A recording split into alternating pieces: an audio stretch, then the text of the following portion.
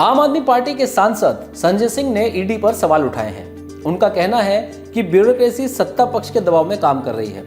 अगर इस बात में 1% भी सच है तो सवाल ये उठता है कि जिस संविधान और लोकतंत्र की रक्षा के लिए ये गवर्नमेंट बॉडी बनाई गई थी, क्या ये गुलामी के दौर में ब्रिटिशों द्वारा बनाई गई ब्यूरोक्रेसी बनकर रह गई है? तो क्या आज की ब्यूरोक्रेसी जनता की सेवक है या सरकार की गुलाम? सही मायने में ब्यूरोक्रेसी जनता की सेवक है। ये लोगों और सरकार के बीच एक ब्रिज की तरह काम करती है।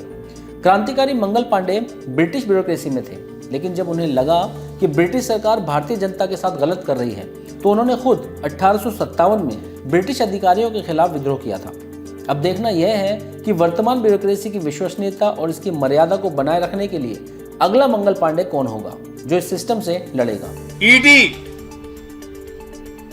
जो देश की सबसे ताकतवर जांच एजेंसी के रूप में आप सबके सामने प्रस्तुत की जाती है,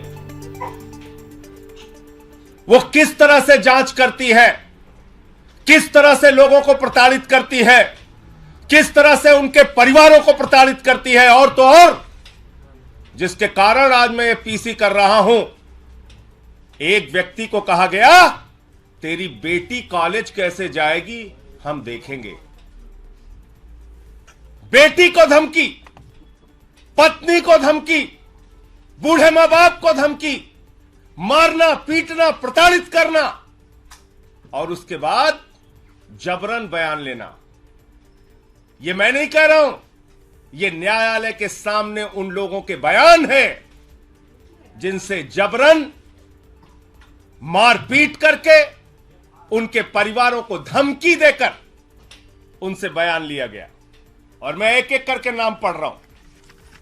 पहला आदमी चंदन रेड्डी, दूसरा अरुण पिल्लई, तीसरा व्यक्ति समीर महेंद्रू, चौथा नाम भूषण बेलगावी, पांचवा नाम मनास्वामी प्रभुने, छठवां नाम राघव रेड्डी, ये राघव रेड्डी छठवां नाम। राघव रेड्डी इसने न्यायालय के सामने जाकर कहा कि न्यायाधीश महोदय, हमको तो दबाव बनाया जा रहा है राजनीतिक नेताओं के नाम लेने के लिए। हम पर दबाव बनाया जा रहा है राजनीतिक नेताओं के नाम लेने के लिए। मैं पूछना चाहता हूं, किसके इशारे पर ईडी काम कर रही है?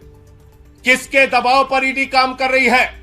किसके डायरेक्शन पर ईडी काम कर रही है? क्योंकि एक बहुत चौंकाने वाली बात इनके हाई कोर्ट के पिटीशन में लिखी हुई है चंदन रेड्डी के।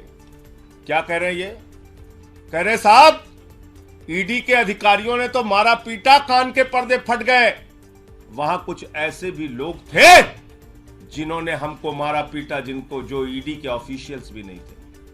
ऐसे लोग थे जो ईडी के अधिकारी नहीं थे, उन्होंने भी हमारे साथ मारपीट की। कौन से लोग हैं? किस पार्टी के गुंडे ईडी के दफ्तर में जाके लोगों के साथ मारपीट कर रहे हैं? कौन से लोग हैं जो ईडी के दफ्तर में जाते हैं, पूछताछ करते हैं, मारपीट करते हैं और जबरन बयान लिखवाते हैं? इसका खुलासा होना चाहिए। माननीय हाई कोर्ट के सामने यह याचिका पड़ी है। आप जानते हैं कानून में नियम है, किसी को भी बुलाओ, नोटिस दो, पूछताछ करो, कैमरे में पूछताछ करो और सारी जानकारी ऑन पेपर रखो। ईडी हवाई डिपार्टमेंट हो गया है। फोन करता है, बुलाता, आजा, बैठ इतने घंटे, जा घर जा, फिर आजा, बैठ सुबह से शाम तक, फिर घर जा। आप गुंडागर्दी करके, धमका के, डरा के, कान के पर्दे फाड़ के, तेरी बेटी कॉलेज कैसे जाएगी, इस तरह का बयान देके जांच कर रहे हो? इस तरह का बयान देके जांच कर रहे हो? मैं देश के प्रधानमंत्री से पूछना चाहता हूं, आपने बेटी बचाओ बेटी पढ़ाओ का नारा दिया है, बेटियों के नाम पर धमकी दी जाएगी तो कोई आदमी तो अपने प्राण भी दे सकता है, कागज पे दस्तखत करना तो बहुत दूर की बात है। लड़ना है तो सामने सामने लड़ो। कायरों की तरह बेटी का, पत्नी का, परिवार का सहारा लेके मत लड़ो, सामने सामने लड़ो। जो भी लड़ाई करनी है सामने सामने करो। और आपको याद होगा देश की पार्लियामेंट में, देश की संसद में मैंने ये सारे विषय सिलसिलेवार करके एक एक मुद्दा उठाया था ईडी के संबंध में और कहा था कि पिछले 8 वर्षों में 3000 छापेमारी ईडी ने की है और मात्र 0.5% ईडी का कन्विक्शन रेट है।